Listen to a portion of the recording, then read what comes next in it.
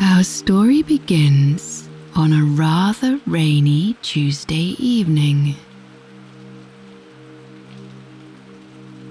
Sophie was hurrying home from dance class, but she had forgotten her umbrella.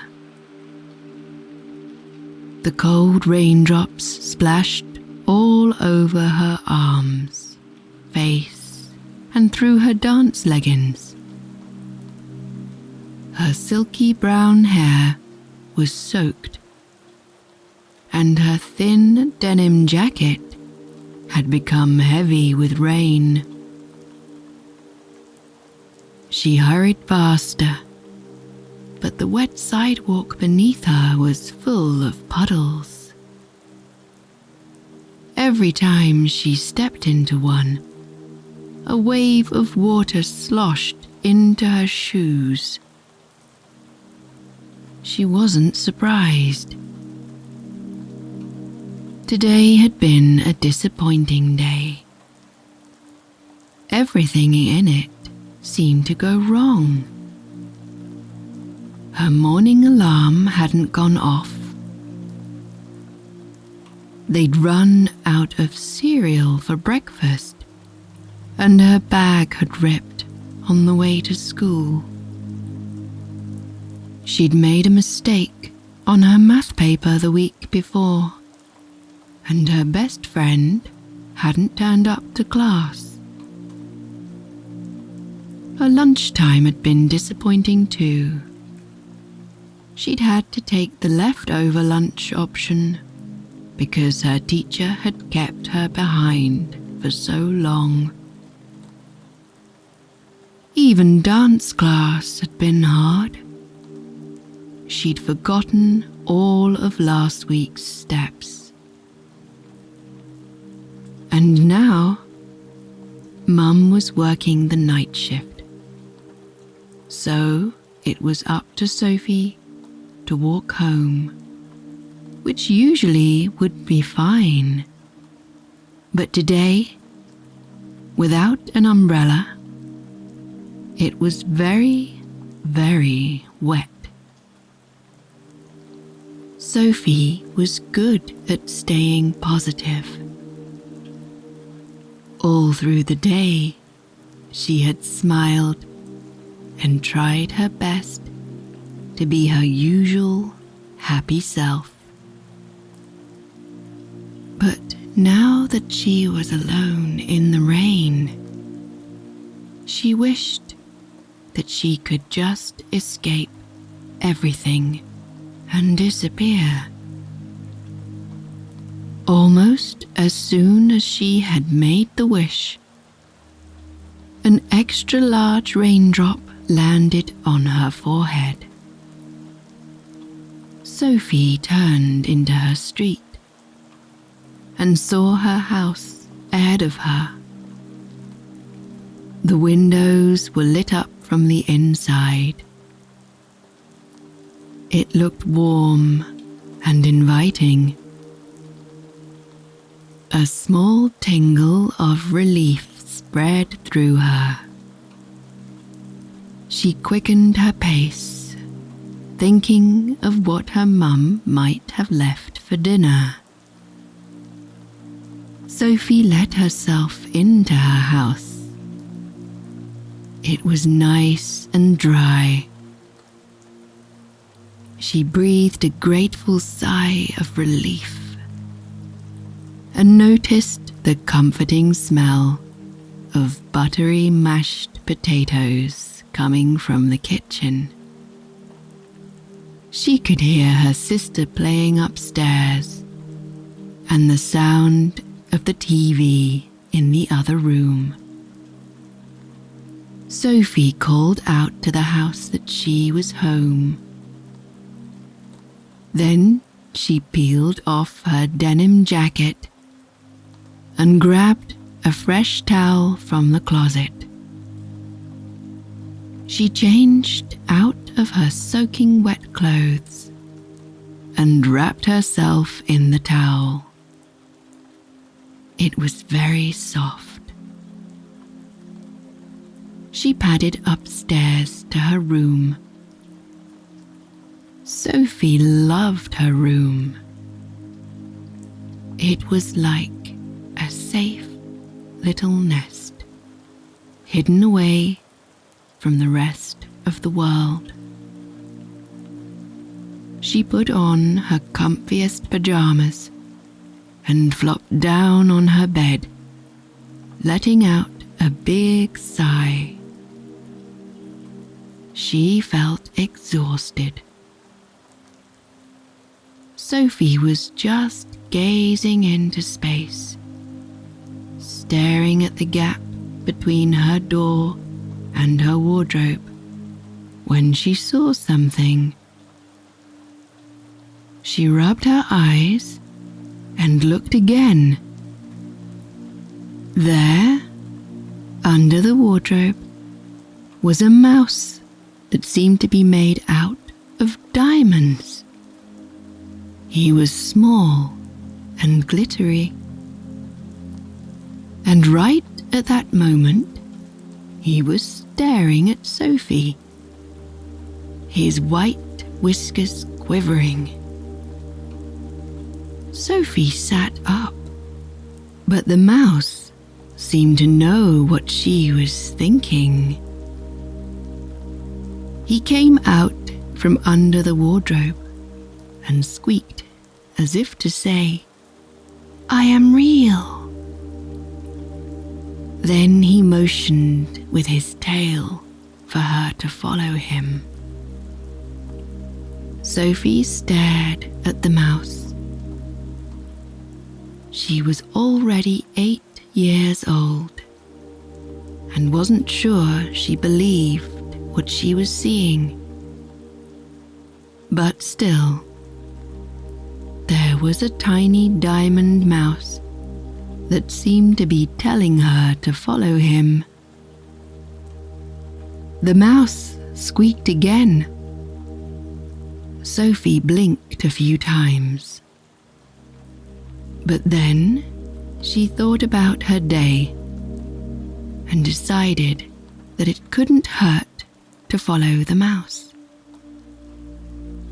At least this was exciting. She slipped off the bed and went towards the mouse. Suddenly, the mouse darted out from underneath the wardrobe and placed his paw on the bare strip of wall opposite Sophie's bed. A very thin blue outline of a door appeared. It was as if it had always been there, but somehow Sophie had never seen it. She went over to it and opened it. Inside, there was a beam of blue glowing light and a little platform with railings, kind of like a lift. The mouse hopped onto the lift and wiggled his nose. Slowly, Sophie stepped onto the platform. As soon as her body entered the shaft of blue light, she felt totally safe and relaxed. It was as if it was washing away all her doubts and worries. Then, the lift started to move upwards smoothly. At first, it went slowly. Then, it gathered speed until everything outside was a blur. Gradually, the lift began to slow down. Sophie saw that the world outside was deep blue and twinkling. The lift shuddered to a stop, and right in front of Sophie was what looked like an old-fashioned railway station. Its platform was long and made out of large, smooth stone tiles. The roof was held up with beautiful wrought iron pillars, and every few meters sat a bench that had iron lilies and roses embedded in its armrests. The only thing missing was the ground, because this was a railway station in the sky. Beyond the platform, 2 railway tracks stretched out into the wide sky beyond. But it wasn't like the sky Sophie had seen before. This was the deep, inky blue night sky. Sophie wondered for a moment if she had reached outer space. The little mouse hopped onto the platform and squeaked for Sophie to follow him. She stepped onto the stone tiles, looking around. She breathed in a deep breath to help her take in the beauty and strangeness of this place. Then, behind her, came the rushing sound of a train. Sophie turned around. Moving steadily towards her was a small steam train that was exactly the same color as the sky. If Sophie wasn't so close to it, she never would have noticed it. The train blended in so perfectly. It pulled into the station and went quiet. Sophie looked up to see the driver. He was an old, friendly-looking man wearing overalls in the same color as the train. Printed over his left chest in silver writing was the word caretaker. The caretaker looked at Sophie with a big, bright smile. He invited her to climb on board, and she did. Together they stood in the driver's booth. Sophie looked at all the buttons and levers and felt a rush of curiosity. The caretaker started the train. With a soft purr, it whirred into life. A plume of violet steam rushed out of the top, and the wheels began to move. Soon, they were riding off into the night. All around, the sky was deep and inky. Stars shone and sparkled, and far down below, the earth was turning. Sophie gave a gasp of surprise. They really were in space. Together, they snaked through the sky along the iron railway. The caretaker asked questions, and soon Sophie was telling him all about her day. She stopped when she noticed a very large object ahead of them. It was close to the railway track, and it looked like a giant, dirty marble. It must have been the same size as a small house. The train slowed down, and the caretaker smiled. Sophie stared at the object, confused and curious. The caretaker explained that it was a star that had become dirty, and it was time to clean it. He brought out a huge mop with a very long, extendable handle.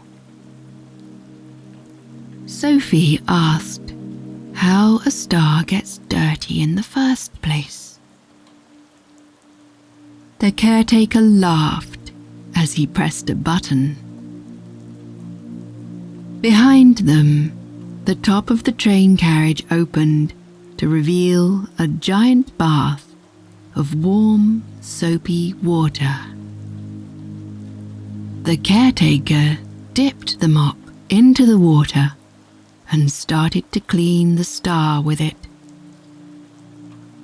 As he cleaned, he explained, "You see, sometimes stars forget that they are stars. They forget that they are wonderful and twinkly, and that people down on Earth look up at them in amazement. When that happens, space dust starts to stick to them, and the star stops shining and wishes it could just disappear." Sophie listened and thought about her day and how she also wished she could disappear when everything was going wrong. The caretaker gave her another big mop. She dipped it into the water and started to wash the star. The caretaker kept explaining it was his job to clean the dusty stars because, just like humans, stars sometimes need help to remember that they are brilliant. Sophie swished the mop over the surface of the star. It was glassy and smooth, but the dust felt like sand or grit. She mopped harder until a clean part of the star appeared. Inside it was like a bright, beautiful pearl, and its light shone so powerfully. The caretaker gave Sophie some sunglasses and put a pair on himself. Together they cleaned the whole star until finally it was free from space dust. It glowed a bright, brilliant white. Suddenly, the star began to sing. It let out a faint, soft song that was so beautiful it brought tears to the caretaker's eyes. When she heard it, Sophie was filled with a wonderful, warm feeling of hope. Their job done, they stepped back into the train. The star shone brighter than it had before. Its light burst through the sky and lit up everything around it. The caretaker smiled, and so did Sophie. Then she realized it was okay to have bad days. The important thing was to remember that when bad days happened, it didn't mean she'd done anything wrong. Sophie was just like the star. She mustn't forget that she can still shine brightly. Probably, Sophie thought, everyone is like a star. As soon as she thought that, her whole body relaxed. She found herself feeling sleepy. The sky moved by very quickly. She felt the train swaying beneath her. It was as if she was being gently rocked to sleep. Her eyes were heavy, and before she knew it, she was back at the train station. The caretaker helped Sophie down onto the platform. The little diamond mouse scurried towards her and guided her back to the lift. Sophie yawned again and stepped into the blue light. Once again, she felt the warm, comforting feeling wash over her. She waved goodbye to the caretaker, and then the lift began to descend. She was so tired and cozy that she barely noticed the blurred sky passing by. The diamond mouse sat on her shoulder until the lift came to a smooth stop, right inside Sophie's bedroom. She stepped out. It was dark now, behind the windows.